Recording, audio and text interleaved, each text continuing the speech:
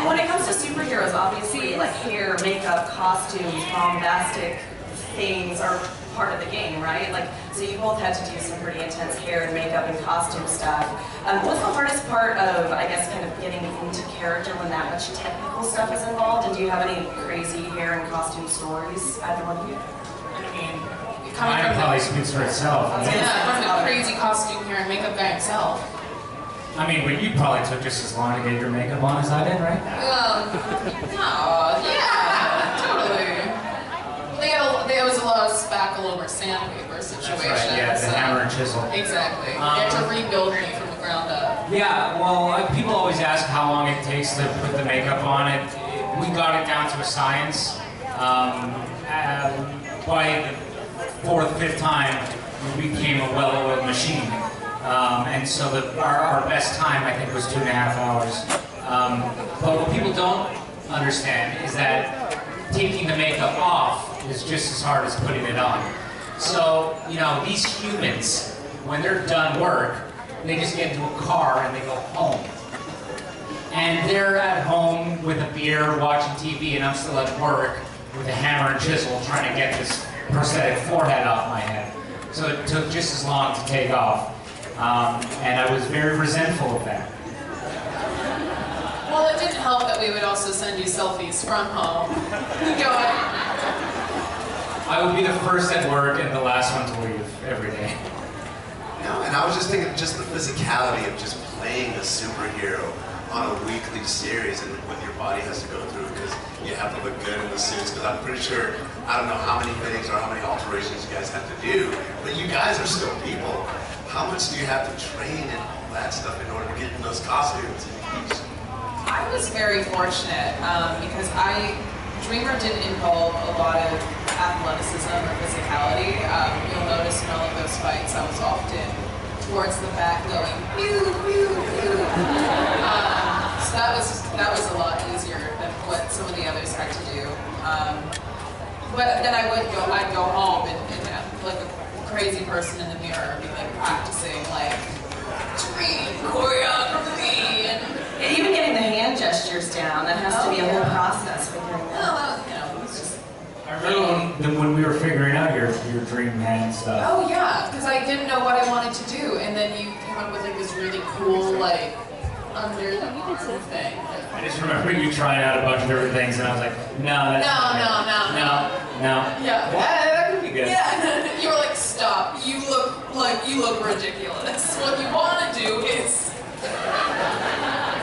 For me, I think, you know, I just tried to eat moderately healthy and you know, you know, Brainy isn't the big hulking guy. I should say Jesse isn't the big hulking guy. You know, I was just, you know, malnourished, and that's how I kept my skinny physique.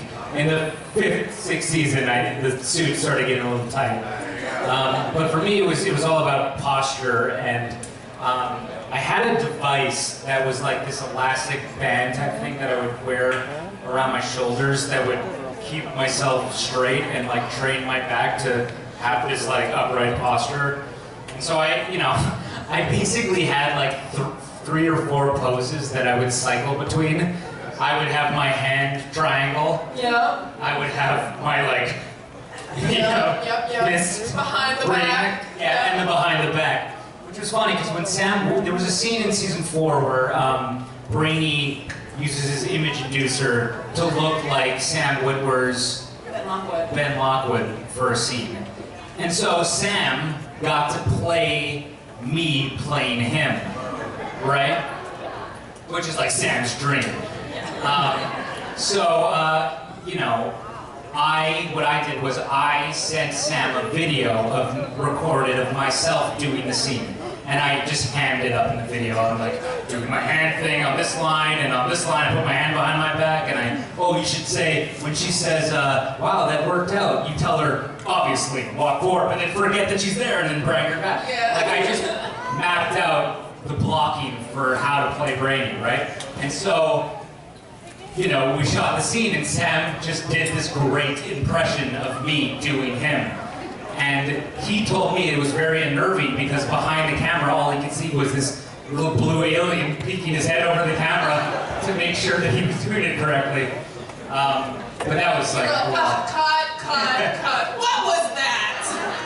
that was a lot of fun for me, like to see someone doing an impression of me in the show. And having them do the brainy voice. The brainy voice too. Because there's a certain how you do that voice. Yeah, I had to explain the reason, because he's like, why do you talk like that? I had to explain the reasoning to him. So like my reasoning, so like these characters, these Legion characters were created in like the 60s, right? And so all these names of these superheroes are like Lightning Lad and Lightning Lass. And they have this like real kind of like 60s, you know, Mid-Atlantic. yeah, like this is this Like the old-timey music. It's an old-timey kind of way of life, you know, that they had in the 60s. But since these characters are now in the 31st century, my reasoning was, like fashion is cyclical, maybe in the future, this thing kind of comes around again, and it becomes hip and cool to have that old kind of mentality. And so maybe they would talk in like what I call a mid-Atlantic accent, which is kind of like the Frasier, maybe kind of Stewie, a little bit of Ron Burgundy. It's like I'm not British, but I speak the language of I'm smarter than you. And so it was that kind of like raised eyebrow kind of talking.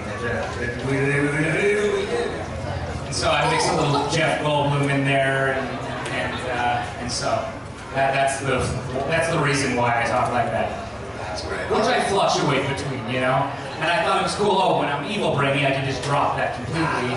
And people will be like, whoa, this guy's a good actor. But the reality is I was just stopping overacting, so.